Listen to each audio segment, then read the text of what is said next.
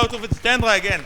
Guys, thank you everybody for staying until this last session, or one of the last sessions, and I hope it will be also interesting, as well as the last session that we have today. I'm Tal Ron, I'm from Tel Aviv. We're a legal sponsor of this event. I really want to thank Itai for making this event come true, and I'm looking forward again for seeing it again in May.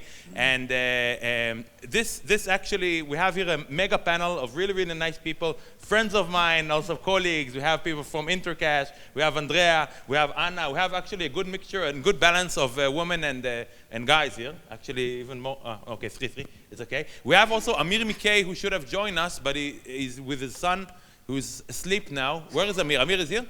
Hello. Probably outside in the podium, so we'll do it like this. I have a pleasure here to have one of my colleagues, 7 years working already with my team, Mayan. Hi. She's our head of contracts now. She'll be moderating the panel, so I'll take yeah, you're taking my job.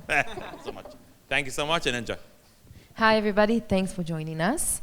Maybe we'll start by each of you will introduce himself. Yeah. Aaron. Hello. So I'm Aaron Gladman, and I work with Intercash. We're a payments company that provides business-to-business solutions. And in the marketing industry, we work with a load of different media agencies and affiliates to help them expand their marketing and purchasing power. Let me also, sorry, he's very modest, this guy. I know this company for years. I know Patrick Segev and Dan Segev. They're nice Canadian people, Jewish Canadian people who like Israel very much. I can tell you that many of my clients work with Intercash, and I can give a really, it's exactly like Dennis, you spoke about, like the real testimonial from real day to day. I can tell you that these solutions rock. Thank you so much for joining us. Thank you for that. Thank you. Hello. Hi, this is Andrea. I'm actually one of the last sessions today at 5 p.m., so be there. I work with clients using the best practices of digital marketing to bring them leads and loyalty and revenue. And one of my main clients is Postmodern Jukebox. And I only think that people might know who they are here because we had a sold out concert in December with, I think, 2,000 or 3,000 people at Hangar 11. So then I found out people in Israel do know about them. So that's it. Thank you. Tal, you want to introduce yourself? Yeah, sure, why not? Guys, I'll take 1 minute. So we do law for the online business. Very simple. We do gaming law, we do ad tech, and we do Forex, and we really enjoy what we do. Thank you so much. Thank you. Hi, I'm Anna Brody, and I'm the founder of Ambassadors, which is the first Israeli affiliate network for e-commerce. I connect between Israeli brands and content curators and influencers who earn commission on each sale they drive online through their followers. Hi, my name is, can you hear me? My name is Michael Pearl. I'm the Director of Content at Finance Magnets. For those of you who don't know, Finance Magnets Group is a provider of news, events, and research in the world of online trading. We focus on the financial industry with facets like Forex, crypto, and several facets of fintech, actually. That's it. Again, sorry. Again, another modest guy, like Aaron. Michael Pearl probably is one of the I believe one of the strongest guys in the event, in the financial event industry, and I really have a pleasure for us to have you here. His event, IFX Expo, people here, there are not many people in finance here, but the IFX Expo, established in 2012, in May 2012, is probably the #1 Forex conference worldwide. And it's in Cyprus. It's now, it'll be now 9th year, now 9th or 8th year now, from 2012. Let's do the counting. Now it'll be the 9th year.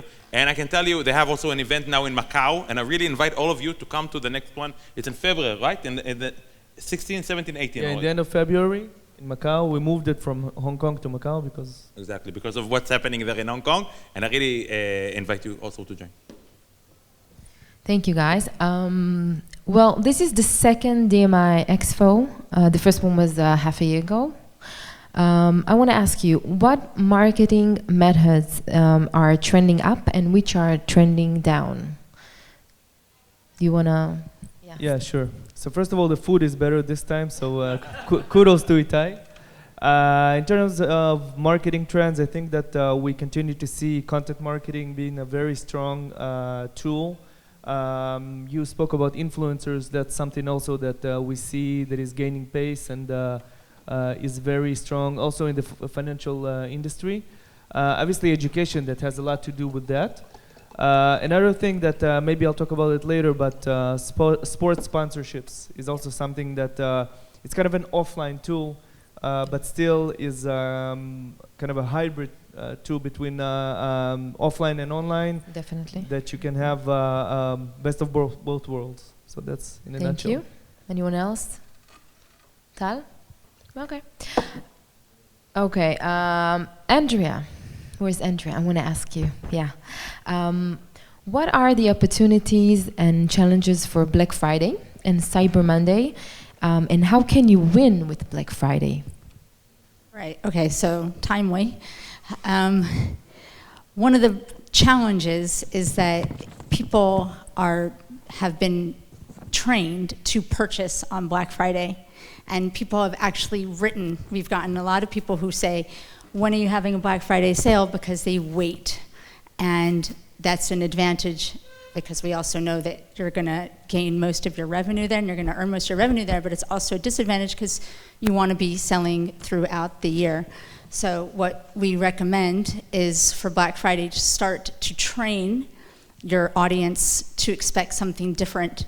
Instead of telling them that everything is going to be reduced and that they're going to come and get the best deal you ever have as a reduction, what you do is you inflate what you have with bonuses, and you offer things. First of all, you can release new products then at a discounted price as like a demo that you've never done, as a beta, and just offer extras.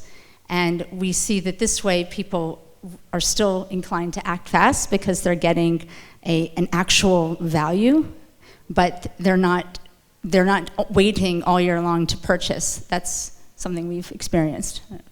Thank you. Aaron, what do you think about on influencer marketing?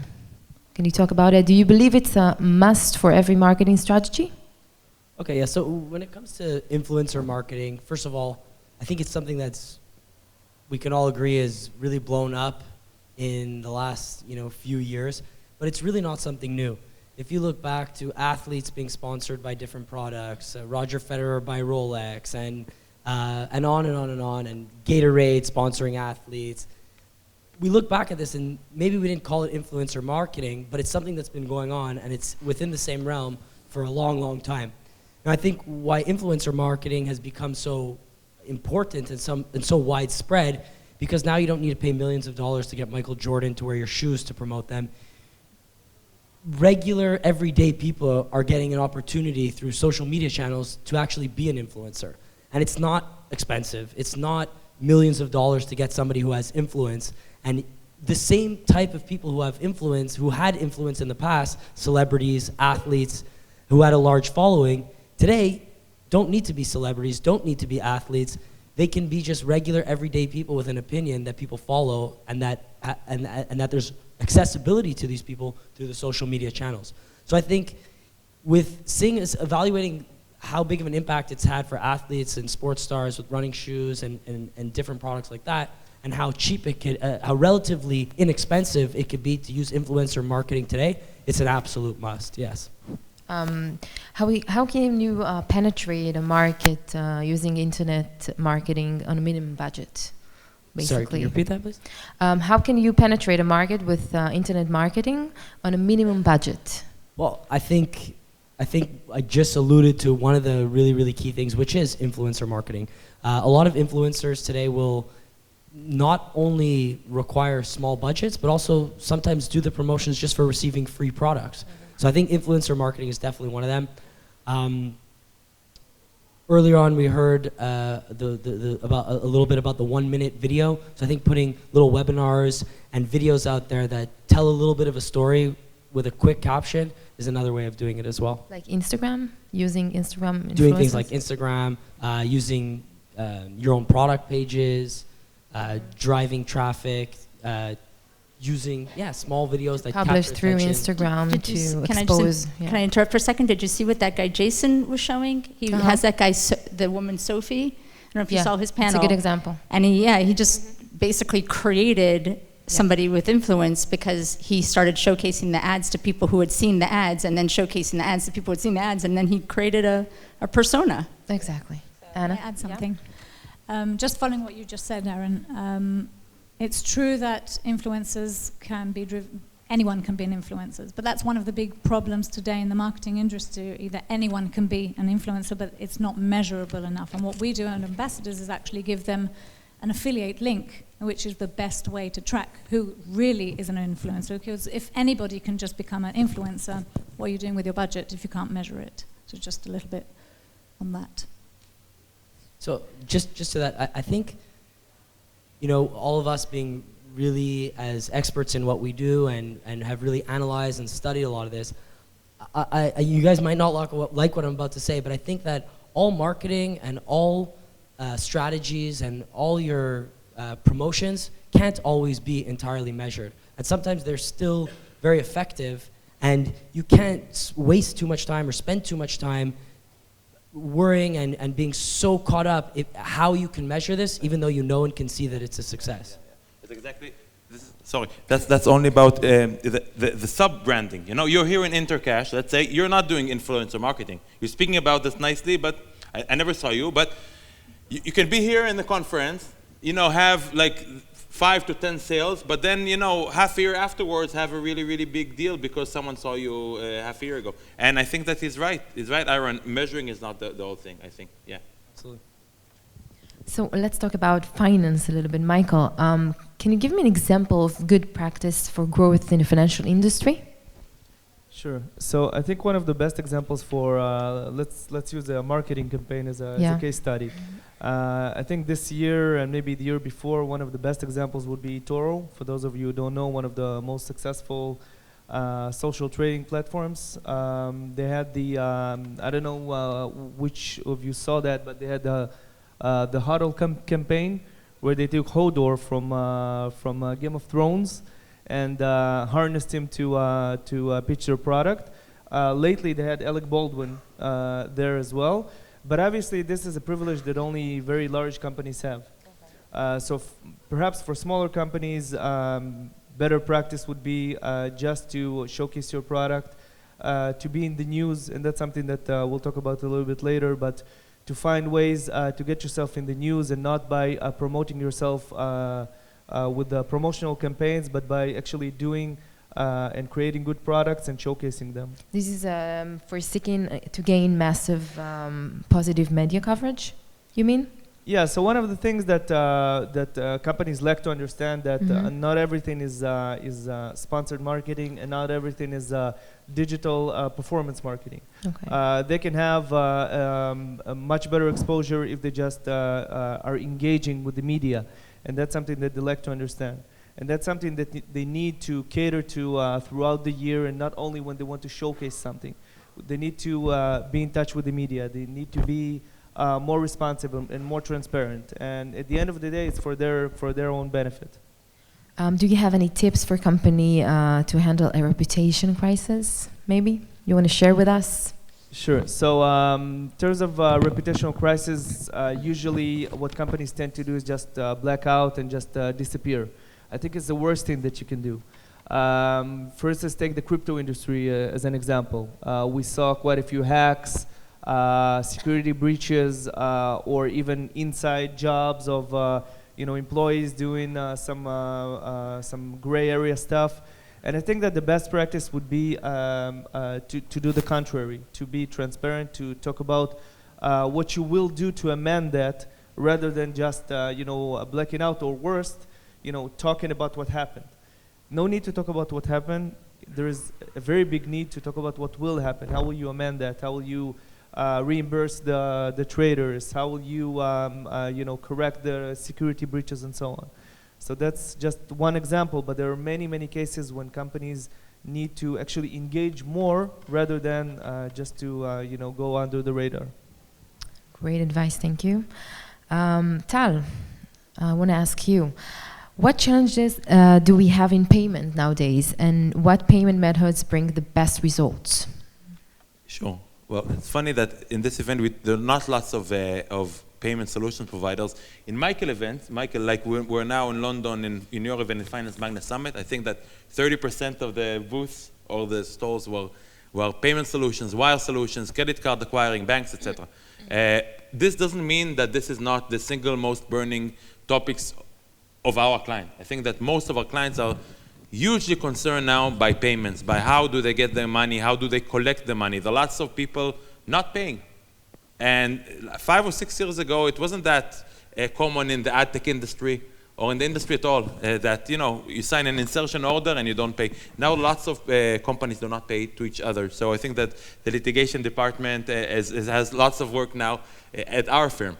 But in the payment, and this is something that we now see, people are now preferring working with banks in Asia that even if they're like European, you have like a tier 1 European company based out of, let's say, Germany, Amsterdam, even in Estonia, but it's still Europe. You will opt to go for a bank in Singapore, like OCBC in Singapore, or ICICI, which is like an Indian bank based in Hong Kong. These banks give really good services to our clients. In the past, we never thought about these kind of banks, and now they give good services, and they are a really good alternative for some of the common solutions. And another solution that I really recommend, and we're quite partners of that bank, is Deutsche Handelsbank. Again, it's not the largest bank in Germany. It's not Deutsche Bank. It's not Commerzbank. It's not based out of Frankfurt, and it's a very small bank.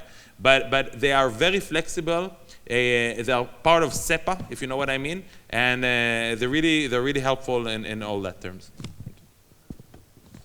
Anna, I want to ask you, as an expert in the industry, what tips can you give to newcomers and prospective partners, clients who wish to work with you? And how can you scale their business, increase revenue while stay compliant? Well, the first thing to understand is that when working with influencers, again, I'm going to say this again, but I think it's something that needs to be measurable. And that when you start to work with influencers, it's very different from the classic affiliates. Influencers need products.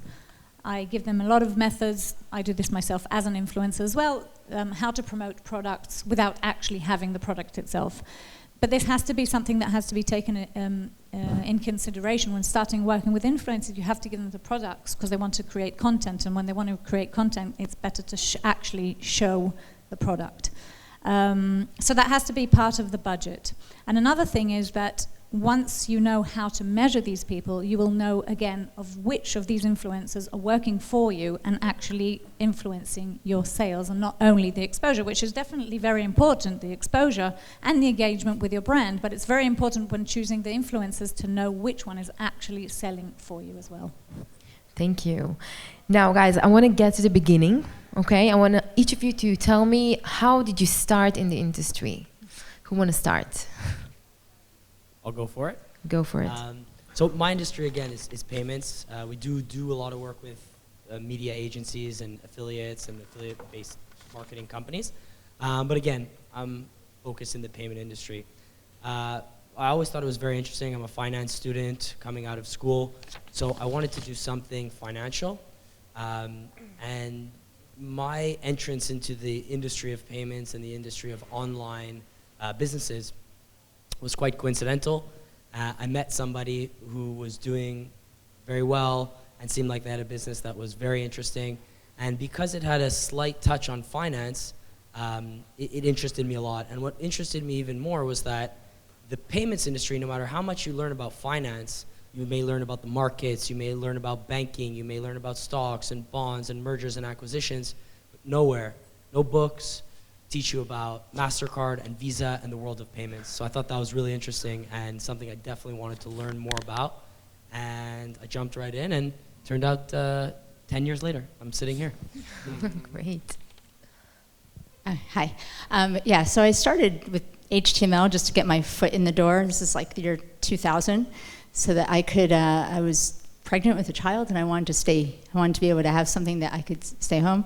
And I was working with somebody, and one of the things that we were doing, this is going to make a lot of affiliates here kind of angry, but we had this website It was actually a baby site, and we would send traffic to the site in hopes that people would come and then click on a product, and then we would make an affiliate sale.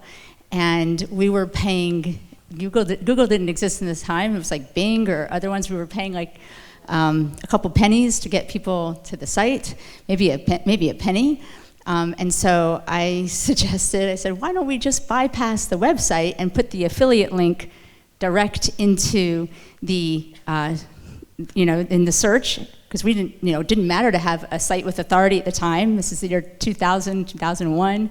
And so we started doing that. We started putting in a bunch of affiliate links direct into the search engines. We would pay a penny for each link and make back anywhere from $1 and up. And then we said, well, why not just create sites that were just completely affiliate links, just link farm sites, because again, it didn't matter at the time to have content wasn't king at the time. So we just created all these link farm sites, and that was, I was basically making my boss at the time a lot of money. And from there, I moved on to email marketing. I was basically, because I'm much older than all of you, I was at the infancy of all of the tactics, and so I've been just kind of until the rest of the world caught up. I was, everybody looked at me as somebody who was involved in scam marketing because they didn't know what was going on, right? The internet was the wild, wild west, and I was just telling you to buy. That's how they saw everybody who was working in the internet back in the year 2000, and now everybody's caught up, and now it's what you need to do. And so I've just leveraged everything I've been learning and staying relevant and helping clients with that. Wow. Thank you. What a story. Wow. She looks much younger, guys. She looks much younger. And you also, like 10 years already? Like you didn't do the army, probably. So that's we always do in Israel, the calculation. How can I did the army. I was in a unit which is in Israel. We call it 8200. In the US, you call it A200. I think it's like the intelligence unit. It's the geek. The geek unit. And I studied. No, actually, I studied computer science and law for the first degree, and then I did another second degree in computer science. I entered actually gaming. I started the industry in gaming in 2003. I worked with the first casinos. I licensed in very exotic places that I now go only for vacations because they don't issue license anymore. I hope you wonder why, and I believe that you understand why they do not issue any more licenses there.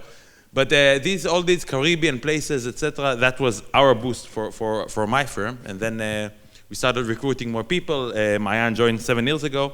And now we do not only gaming, actually. We do gaming and online and Forex and all this kind of stuff. I really enjoy this industry. I think that it's an exciting industry. Lots of challenges and lots of exciting, exhibitions and expo. If I was a real estate lawyer or a high-tech lawyer, I don't think it was that exciting. And that's really, I thank God for the opportunity to work with these exciting people.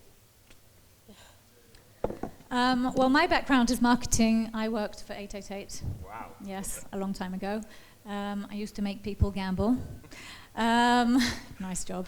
But I learned a lot about marketing there. I also worked at Channel 2 News when it existed as Channel 2 News. And the first time I encountered e-commerce was actually with a startup that got $1 million. And after a year where the $1 million went, like most of the startups, I decided I'm not going back to work for anybody else. I had no idea what I'm going to do. I decided to open a Facebook page, not a group, a Facebook page, and upload images of things I bought on AliExpress. And I just did that. And people started asking me, how does that work? How do you buy? How do you return things? And I realized there was some kind of need. I created a startup back then also of an engine which compared between websites, online stores that sent to Israel, where people could just write in, you want a black shirt, you could type in a black shirt, and it would show you all the black shirts from all the companies, all the online stores that would ship to Israel. It was before my time, before Israel's time in e-commerce. It was based on affiliates. There was not a market here, so that closed. And as the years went by, I gave a lot of consultations to companies how to increase conversion rates, and I made a lot of connections in Israel with online stores in fashion and beauty because I'm an influencer myself. And when as an affiliate for Amazon, eBay, and ASOS, which did not exist here, I decided that it was time somebody just did it. And that's what I did. That's how I started out. Thank you so much. Michael? So I've been in the craft of content for fintech for about a decade, but I started off as a lawyer, actually, just like Tal, Mayan, Wow. and 50% of the Israelis probably.